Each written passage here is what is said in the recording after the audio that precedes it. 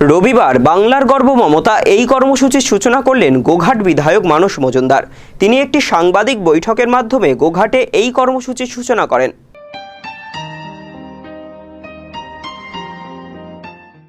গোঘাট ১ নম্বর ব্লকে অবস্থিত বিধায়ক মানস মজুমদারের অফিসে বাংলার গর্ব মমতা এই কর্মসূচি নিয়ে একটি সাংবাদিক বৈঠক হলো রবিবার। এই সাংবাদিক বৈঠকে উপস্থিত ছিলেন বিধায়ক মানস মজুমদার ছাড়াও গোঘাট ১ নম্বর ব্লক তৃণমূল কংগ্রেসের সভাপতি নারায়ণ চন্দ্র পাঁজা, তৃণমূল নেতা মনোরঞ্জন পাল, তপন মণ্ডল, গোঘাট ২ নম্বর ব্লক তৃণমূল কংগ্রেসের সভাপতি শাহাবুদ্দিন সহ অন্যান্য তৃণমূল নেতৃত্ব।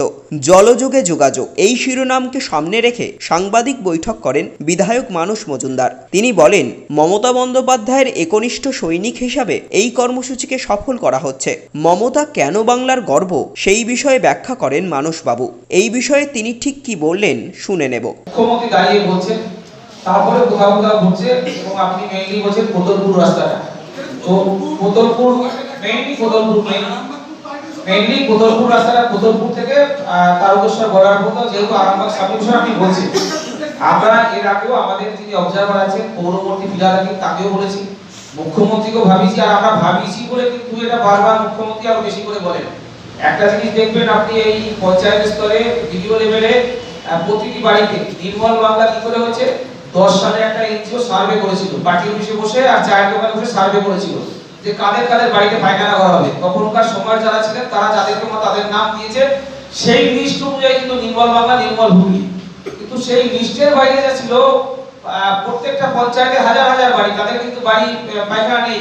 ভোরবেলা সূর্য ওঠার আগে তাদেরকে জঙ্গলের পাশে বা মাঠের ধারে গিয়ে পায়খানা করতে হতো।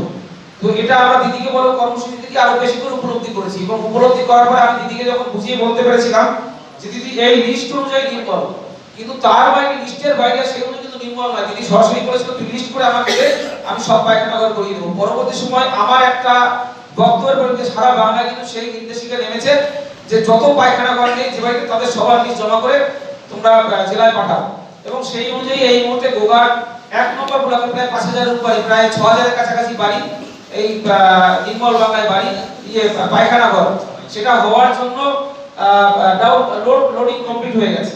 তো এটা আমাদের বলার মাধ্যমে কিন্তু না, মুখ্যমন্ত্রী পক্ষে আসলে মুখ্যমন্ত্রী জানতো সরকারি লেভেলে সব নির্মল বাংলা নির্মল, তো এটা আমরা করেছি বলে কিন্তু মুখ্যমন্ত্রী নির্দেশিকা পাঠিয়েছে। এবং এই যে বাড়ি গাড়ি ধরার কথা, ওভারলোডের গাড়ির কথা আপনি বলছেন, এটা এর আগেও আমরা মনে করেছি বলে কিন্তু মুখ্যমন্ত্রী এই রিঅ্যাকশনগুলো দিয়েছে। তো আজকে এই জলযোগে যোগাযোগ এটাও তো দিদিকে বলার মতো একটা প্ল্যাটফর্ম, এবং সেই প্ল্যাটফর্মে যেহেতু আপনারা এই বিষয়টি আবারও তুললেন, আমরা জানি আমরা যখনই মুখ্যমন্ত্রী হোক বা যে কোনো মন্ত্রী আমরা দেখা হয় বা কথা বলার সুযোগ হয় তখন যেগুলো আমরা বলি, এবং সেই বলার পর আমরা যেখানে ডিএম এসপি সেখানে আমরা বলেছি, বেশ কয়েকবার আমি নিজেও বলেছি, আমি নিজেও আমার যে উপলব্ধি সেই উপলব্ধি থেকে আমি নিজেও বলেছি। এবং সেই জায়গায় দাঁড়িয়ে আজকে যেহেতু এই প্ল্যাটফর্মে আবারও সেই প্রসঙ্গটি এলো যে এখনো রাস্তার ধারে একইভাবে দাঁড়িয়ে থাকে এবং সেখানে সাধারণ মানুষের যে অভিজ্ঞতা খারাপ, এটা আবারও আপনাদের এই প্ল্যাটফর্মে, কারণ দিদিকে বলতে যে বিষয়গুলো সেগুলো আমরা মুখ্যমন্ত্রীকে জানিয়েছি, মুখ্যমন্ত্রী দপ্তরকে জানিয়েছি।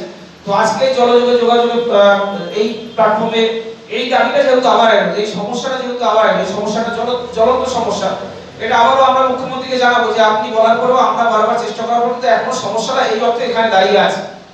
হ্যাঁ, এবার সবটাই সরকারি, অনেক সমস্যা ছিল, অনেক সমস্যা রাতারাতি সব সমস্যার সমাধান করা হয়, আরো অনেক বড় বড় সমস্যা ছিল। তো এটা আমরা বলতে পারি যে আগের থেকে সমস্যা জায়গাটা অনেকটা ছোট হয়েছে। তো আমাদের সকলের, আপনাদের উদ্দেশ্য যেহেতু আপনাদের কাজ লেখা বা খবর পরিবেশন করা যেগুলো সমাজের পক্ষে এফেক্টেড সেটা আপনারা করেন, আবার আমাদের কাজ হলো যে সমস্যার জায়গা, সমাজের সমস্যা সেগুলো যতটা বেশি ছোট করে নিয়ে আসা যায়।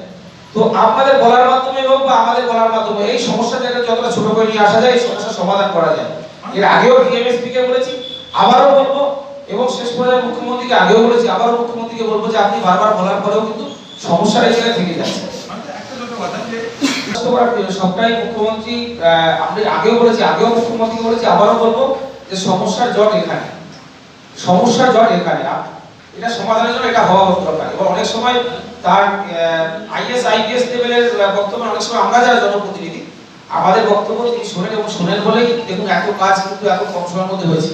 আগে কিন্তু আপনারা যেভাবে বলছেন এই বলার সুযোগও ছিল না, আর এইভাবে আপনাদের লেভেল থেকে সমস্যা উঠে এসে বা জনপ্রতিনিধি লেভেল সমস্যা উঠে সেই সমস্যার সমাধানের জায়গাও ছিল না। আজকে এই 8 বছরে আমরা এটুকু বলতে পারি যে আমাদের লেভেল থেকে সমস্যা গেলে সেই সমস্যাও তিনি ধৈর্য সহকারে এবং খবর নিয়ে সঠিকভাবে খবর নিয়ে সেটা সমাধান করেন, এবং আপনাদের লেভেল থেকে যদি কোনো সমস্যা যায় সেটা তার গুরুত্ব অনুধাবন করে সেটি সমাধান করে এবং সমাধান করার চেষ্টা করেন বলে কিন্তু মেদিনীপুর পুরসভার প্রশাসনিক বৈঠক ওইভাবে বলেছে। এবং তার পক্ষে তো নবান্নতম নেমে এসে গোগারে দাঁড়ানো সম্ভব না, সেখানে আমার উপরে বা এখানে আমার যে সভাপতি শাহাবুদ্দিন খান, নারায়ণ চন্দ্র বাজা, মনোরঞ্জন পাল, অনিমা কাটারি, তপন মণ্ডল, মকবুল হোসেন, জাহাঙ্গীর বাদশা বা সীমন্ত রায়, এদের মতো যারা তাদের উপর নির্ভর করতে হয়। আমরা সঠিক তথ্য দিলে পরে তারা সঠিক কাজটা তিনি সেইভাবে করতে পারেন। তো সেখানে আমাদের একটা রোল থেকে যায়, আমরা চেষ্টা করবো আপনাদের যেটা বক্তব্য সেটা তো আমরা আমাদের জীবনে আমরা ভুক্তভোগী, এটা আমরা অবশ্যই চেষ্টা করবো যে এই যে প্রক্রিয়াটা ভুক্তভোগী এইভাবে চালানো যায়। নিউজ আজ বাংলা, গোঘাট।